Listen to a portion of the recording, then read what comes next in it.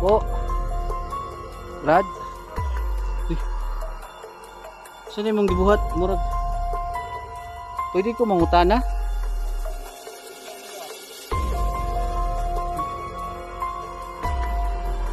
Pwede ko mangutana. Ikaw tong nagdala atong babae? Asa naman siya karon? Kaunsa di? Kaunsa di mo ato? Asawa daw. Asawa daw niya mga ito. Wala man. Nangutana naman ko kay. Gusto ko makatabang ba? Sana makatulong ako sa inyo. Sana siya ngayon. Hello, what's up po mga idol? Ayan, it's me again, Choi Inato, Ghost Hunter. So welcome back po dito po sa ating munting channel. So ngayong araw na to, update tayo sa bahay. At sana makita natin yung babae at matulungan natin. At sana makita natin yung lalaki. No? Kung totoo bang jowa talaga ng babae o asawa ba yung lalaki na tumulong at nakita natin umiiyak po talaga sa loob ng kubo. So samahan nyo po ako at nandito na tayo. At sana panoorin nyo po ang video na to hanggang dulo. So shout out sa lahat ng mga subscribers natin. Yun lang po at sana mag-subscribe kayo at i-click ninyo ang notification bell para palagi po kayong updated sa lahat ng mga bago nating mga upload. So tara, let's go. So ayan mga idol, lahat ng mga viewers natin. Ito na yung bahay na sinasabi ko na talagang dito talaga nangyari. No, yung lahat-lahat, marami nang nangyari dito. At bago ang lahat, gusto kong makita yung likod. Dito, malaki talaga yung butas dito pero nakakatakot siya. Wala namang nakatira pero parang tagpuan. Parang dito sila magkikita mga idol kung sino man sila, no? Yung mga lalaki at saka yung babae at matanda. So may malaking puno dito sa gilid. So sa lahat ng mga nanonood, maraming salamat sa inyo dahil hindi kayo nawala at talagang nanood kayo ngayon. Maraming salamat sa inyo and shout out sa inyong lahat. Ayan, so sana matulungan natin yung babae at hindi tayo titigil lang at hindi pa ako makahingi ng sorry sa kanya kasi syempre marami kasing nanood, marami ang binabash ako dahil doon po sa nangyari. Kaya pasensya na, so sana patawarin nyo na ako sa aking kabastusan dahil hindi ko naman talaga napigilan. So yun lang po, sana makabawi tayo at matulungan natin yung babae, no? Ayan mga idol. Nandyan pala yung dugo pero medyo nalusaw na siya ba? Hindi na siya nangangamoy.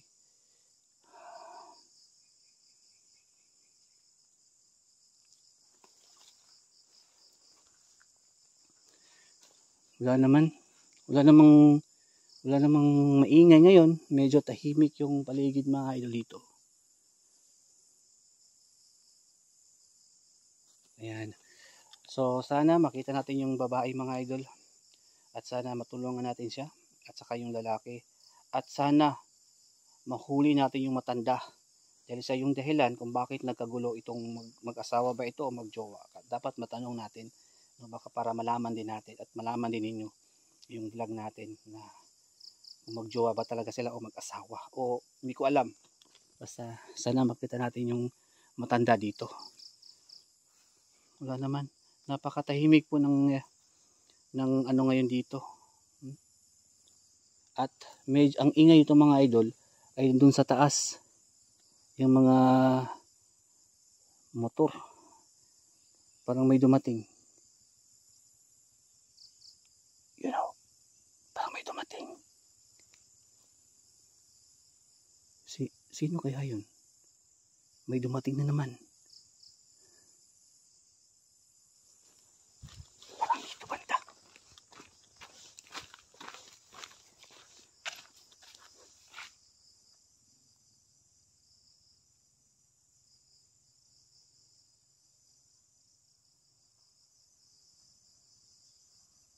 Ito no, sa taas oh.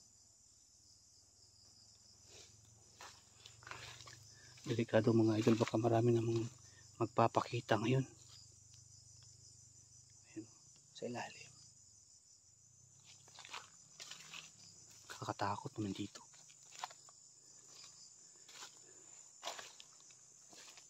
So ayan. Pasensya na po ha kung palagi tayong paulit-ulit yung vlog natin. Kasi nag-update po kasi ako mga idol. At sana ma-solve natin itong vlog na to.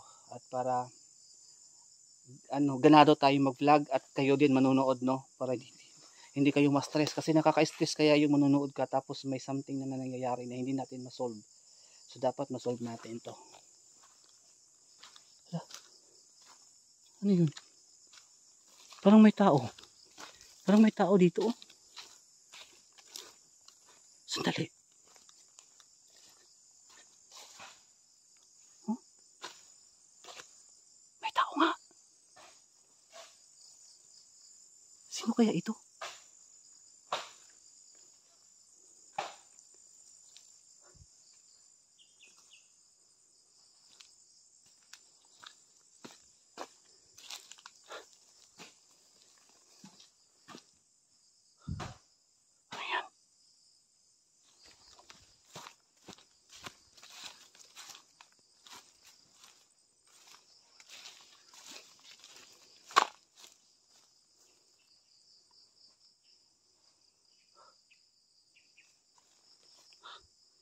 Sino pala?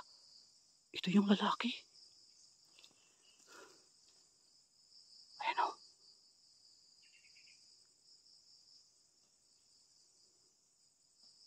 Ito yung lalaki. So mga idol, ito yung lalaki. Baka ito yung lalaki ng tsuwa ng babae. Nandito siya, parang may dala siyang itak. Parang may ginagawa siya.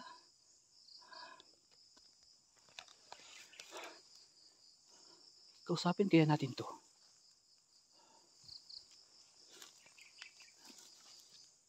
Tao po. Brad. Uy. Saan yung mong gibuhat? Murag. Pwede ko mangutana?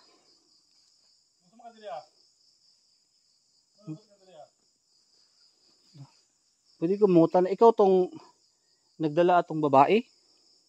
Asa naman siya karon? Kaunsa di mo ato? Uy, asawa daw. Asawa daw niya mga idol. Wala man. Nangutana naman ko kay gusto ko makatabang ba? Sana makatulong ako sa inyo. Sana siya ngayon? Sa hospital kaya nakuhaan. Nakunan daw mga idol. Nakunan. So nagbibenta daw siya ng saging para pambayad daw sa hospital. Uy. Sige, pasensya na kung nadisturbo tika.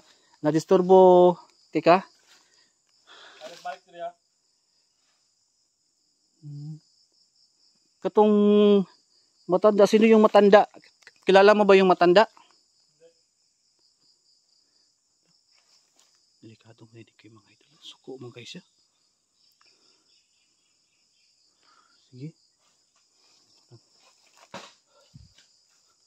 Sige Brad, muadto na ko. Muli na ko. Uwi na ako. Pasensya na sa disturbo. Oo, hindi na ako babalik.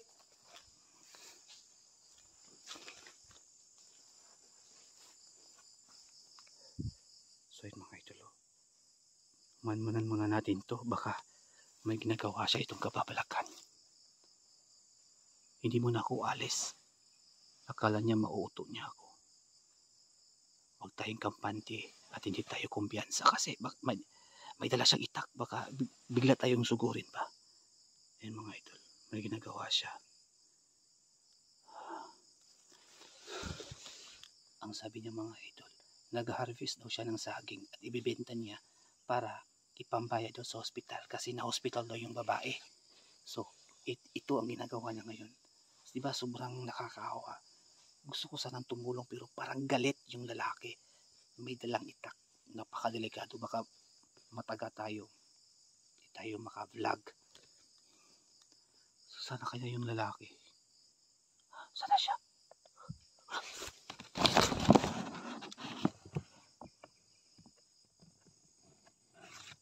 Umalis na siya. Hindi pwede ito mga idol. Dapat sundan natin siya. Hindi tayo dapat kumpiyansa. Saan kaya siya pupunta?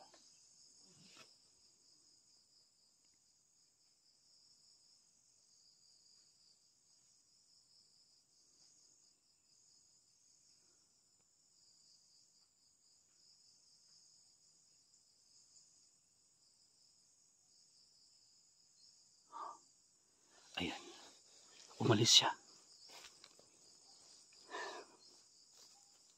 Sweet mga idol. Siyempre bigyan natin ng privacy kasi problema nila yan. Pero ang gagawin natin, makatulong dito sa vlog na to.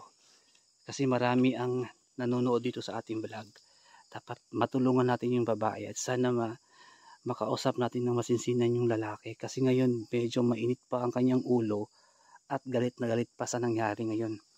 Ngayon, ang sabi niya mga idol, kumukuha daw siya ngayon ng saging, nag-harvest ng saging para daw ibenta at pangbayad sa hospital.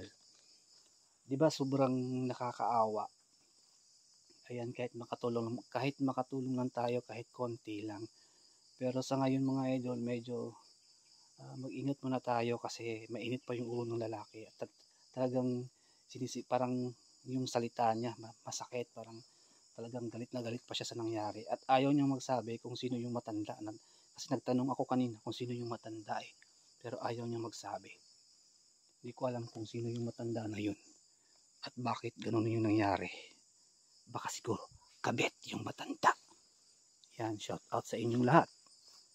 Sana yung lalaki.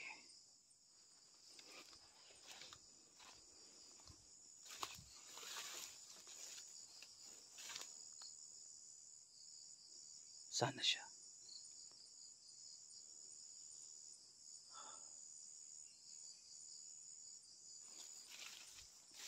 Wala na siya mga idol. Kinuha niya yung saging dito. Umalis na siya. Hindi ko na alam kung saan siya ngayon. Kawawa naman diba? Pero ayan, hindi natin masisi kung bakit galit na galit yung lalaki. Kasi yung sabi niya mga idol, asawa niya nandun sa hospital. Medyo nakonsensya din ako kasi may nagawa kong kasalanan. Kaya ngayon ang gagawin natin para makabawi po talaga ako sa inyo at sa babae, sa magandang babae na yun, tutulungan po natin, no? Tutulungan po natin. Ayan, medyo masakit yung ulo ko mga idol. Na-stress ako kaya magpapahinga muna tayo saglit. Saan kaya yung lalaki pumunta? Parang doon siya pumunta oh. Baka umalis na siya. Baka doon siguro yung daanan. Nawala na siya. So balik tayo dito sa bahay na to. Ayan mga idol. So ayan.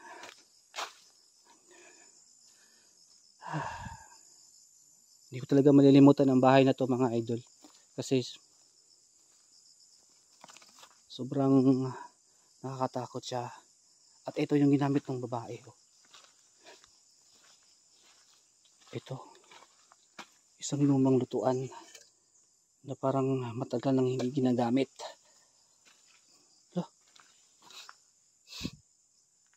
Parang may niluto dito. Hindi basta-basta to. Parang amoy herbal. Parang mga gamot ba? So ayan. Nandito ako ngayon sa bahay na to. Sobrang napaka-creepy at nag-viral itong bahay na to kasi nandito napakita yung babae na maganda at mahaba yung buhok. Yan, sa vlog natin, nakita natin sa vlog natin, yung mga past video natin, ay nakita po natin na inaway ng matanda at nakunan dahil buntis pala. At yun, umiyak yung lalaki, dinala dito at dinala yung babae doon sa ospital. So ang gagawin po natin mga idol para makatulong po tayo at sana bumalik tayo dito. Makita man natin hindi, hanapin natin yung babae at saka yung lalaki. Pero yung lalaki medyo galit. At umalis na siya para nagbenta pa yata ng saging para pangbayad daw sa ospital. Yun po yung sabi niya kanina sa akin. So respetuhin po natin, hindi tayo aalis tayo dito at sana bumalik tayo dito at makatulong sa babae. Yun lang po ang gawin natin na part, no, para makatulong po tayo. So ayan mga idol, alis tayo ngayon dito. At sana makita natin yung lalaki at makausap natin, no? Alis muna ako dito mga idol.